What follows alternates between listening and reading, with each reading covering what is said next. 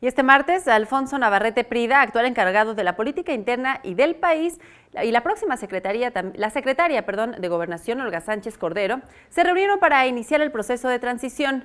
Navarrete Prida informó que el encuentro permitió resolver algunas dudas sobre las labores de la dependencia y generar una dinámica de trabajo eficaz.